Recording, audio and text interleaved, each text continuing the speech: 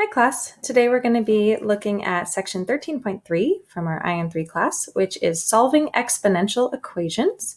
We're just going to work through a few examples here. I'm going to show you how to solve using common bases without logarithms, and I'm also going to show you how to solve using logarithms. So to get yourself ready, make sure you have a scientific or graphing calculator available or some sort of calculator open up that has logs and exponents you can use. All right, let's look at number 1. So we have an exponential equation, 9 to the x plus 4 power equals 27. We need to solve for x. Now, you're going to practice a lot of problems and your brain is going to start automatically thinking about logs, but some problems like this one, we can solve without logs. So if you notice, something to notice, 9 and 27 are both powers of 3. If your two bases in your equation are both powers of the same number, for example, 9 is 3 squared and 27 is 3 cubed, they're both powers of 3, then we can solve this without using logarithms. So I'm going to rewrite this as 3 squared to the x plus 4 power equals 3 to the third. So I still have 9 to the x plus 4. I still have 27. I just rewrote 9 and 27 as powers of 3. Now, using our exponential properties that we have, I know that if I have something with an exponent and I take it to another power, I'm going to multiply those exponents together. So I end up with 3 to the 2x plus 8 equals 3 to the third.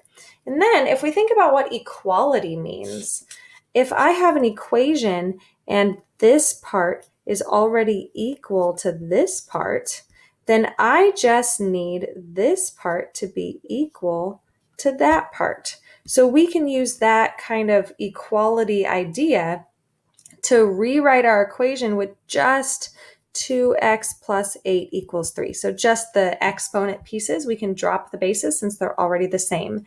And then this is a basic linear equation. 2x plus 8 equals 3. We can subtract 8. Oops, my 8 got a little away from me there. 2x equals negative 5, so x is negative 5 over 2. So this is one way to solve exponential equations, but only if the bases are both powers of the same number. So now let's look at an example where we don't have that situation. So example 2, we're still solving for x, which is in the exponent. So this is an exponential equation. But 4 and 50 are not powers of the same base.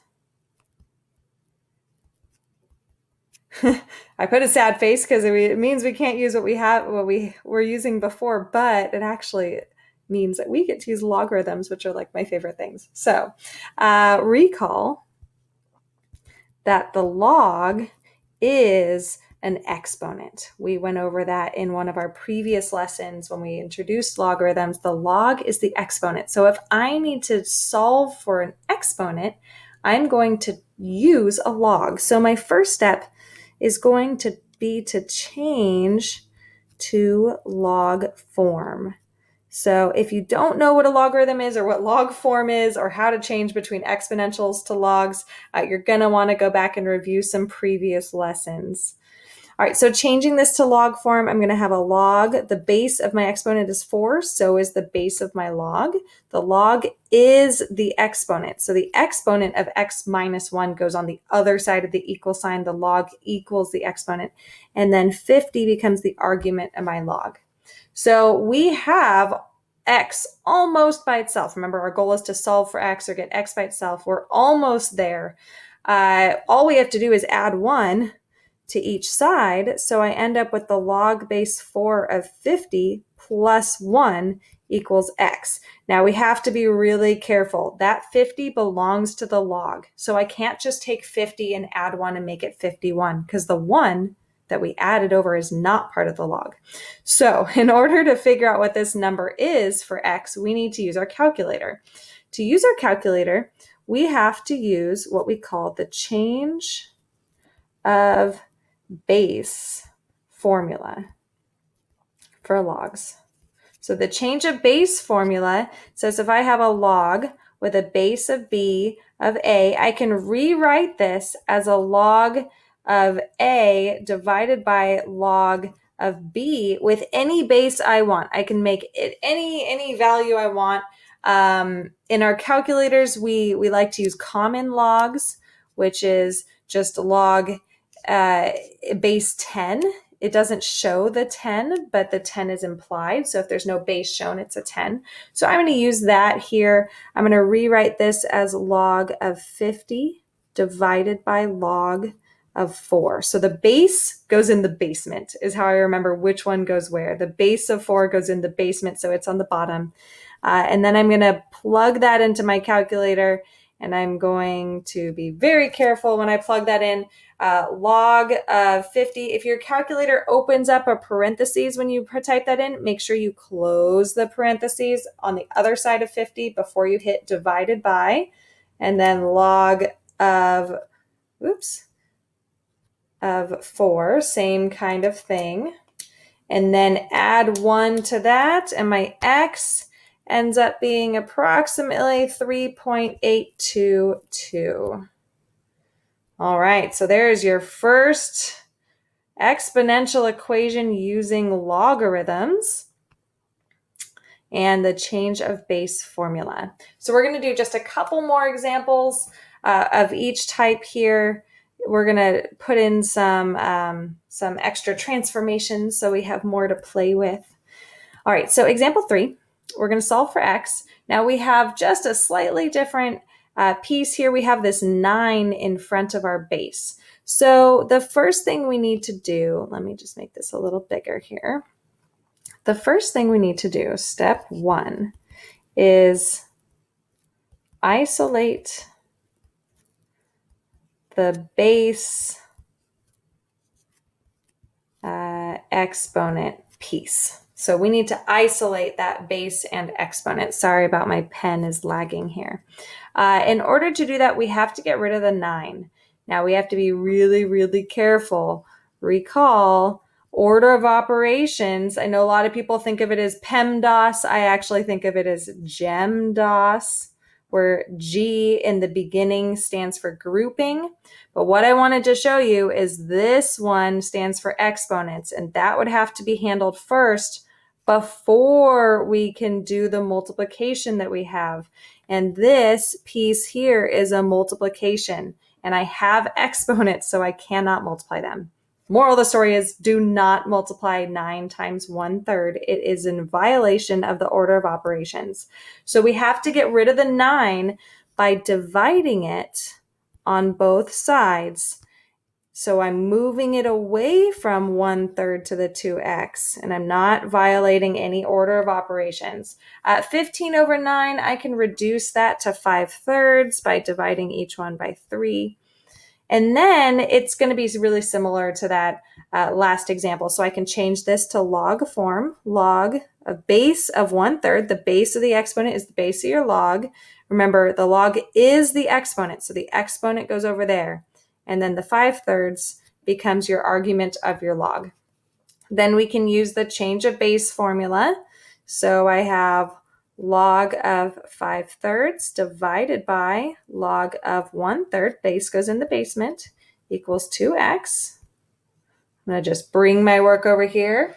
I can plug that back into my calculator. Log of 5/3 divided by log of 1/3 is negative 0.465 approximately. And then to get x by itself, I can divide by 2. So x is something like negative 0.232. All right, so just a little bit of an extra step there at the beginning. We have to be really careful about not multiplying by things that have exponents. We cannot do that.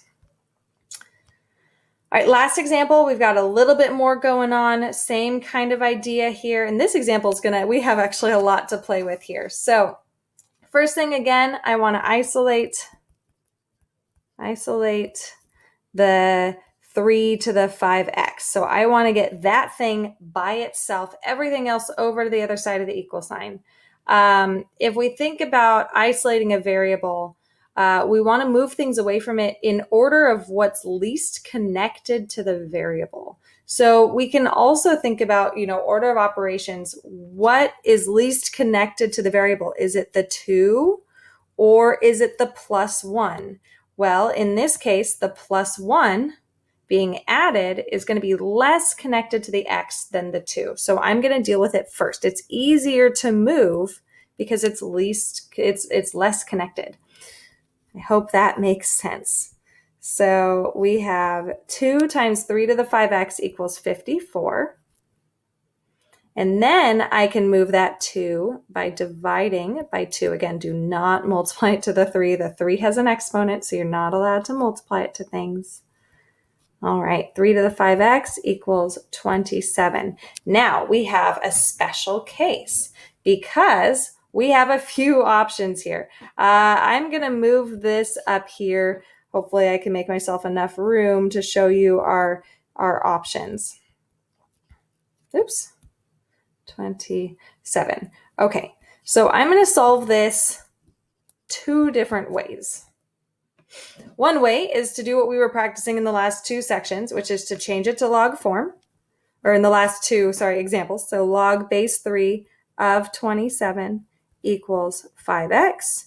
And then you can either use change of base formula, like I showed you in the last 2 problems, or if you remember what a log means, the log base 3 of 27 is 3 because we're looking for the exponent, right? So here, let me write this out.